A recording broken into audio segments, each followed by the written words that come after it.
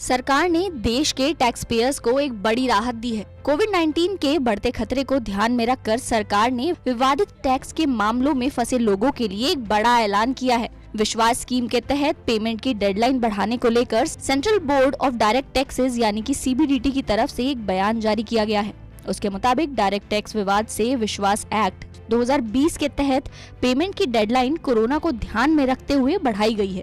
CBDT ने direct tax के लिए बनी विवाद से विश्वास स्कीम के तहत पेमेंट की डेडलाइन को 30 अप्रैल से बढ़ाकर 30 जून 2021 कर दिया है। विवाद से विश्वास वाली स्कीम के तहत डिक्लेरेशन देने की आखिरी तारीख 31 मार्च 2021 तय की गई है। इस स्कीम के तहत लंबित मामलों का निपटारा पूरा विवादित टैक्स और उस पर लगे जुर्माने या ब्याज या फिर फीस की 25% रकम देकर किया जा सकता है। डायरेक्ट टैक्स विवाद से विश्वास एक्ट 2020 को पिछले साल 17 मार्च 2020 को लागू किया गया था। इस स्कीम का मकसद करदाताओं को अदालतों में टैक्स विवाद से चल रहे मामलों का निपटारा करने का विकल्प देना है। विवाद से विश्वास योजना का फायदा उन लोगों में लिया जा सकता है जो इनकम टैक्स सेटलमेंट कमीशन के अंतर्गत आते हों। उसके आदेश के खिलाफ रिट याचिका के मामले में भी इस स्कीम का फायदा लिया जा सकता है। बता दें कि जिन लोगों ने इस योजना के तहत डिक्लेरेशन दिए हैं वो 30 जून तक पेनल्टी दिए बिना टैक्स से जुड़ी देनदारी का भुगतान कर पाएंगे। आधिकारिक आंकड़ों के अनुसार इस योजना के तहत 1,48,690 टैक्स विवादों के निपटारे को लेकर सरकार को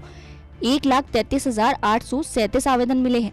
टैक्स विवाद में फंसी कुल रकम 1,0437 करोड़ रुपए की थी, जिसमें इस स्कीम के तहत निपटारे के लिए सरकार को 54,005 करोड़ रुपए मिले हैं। देश में कोरोना की दूसरी लहर ने भयावह रूप ले रखा है। कोरोना के बढ़ते मामलों को देखते हुए कई राज्यों में लॉकडाउन भी लगा है, जिससे लोगों के घर से बाहर निकलने पर भी पाबंदी लगाई हुई है। ऐसे में सरकार ने लोगों की परेशानी को समझते हुए कई तरह की तारीखों को बढ़ाया है। इससे पहले भी सरकार ने आधार और पैन कार्ड को लिंक करने की आखिरी तारीख को 31 मार्च 2021 से बढ़ाकर 30 जून 2021 तक कर दिया था। 30 जून तक इन्हें लिंक नहीं कराने पर यूजर्स को 1,000 रुपए का जुर्माना देना होगा। इस जुर्माने का प्रावधान इनकम टैक्स एक्ट 1961 में जोड़े गए नए सेक्शन 234H के तहत किया गया है। इसके साथ ही व्यक्ति को ज्यादा TDS देना होगा। ऐसा इसलिए क्योंकि पैन को आधार से लिंक नहीं कराने पर आपका पैन कार्ड इनएक्टिव हो जाएगा और इनकम टैक्स एक्ट के तहत अगर किसी व्यक्ति के पास एक्टिव पैन नंबर नहीं है तो बैंक आपकी आय पर 20% की दर से TDS काटता है।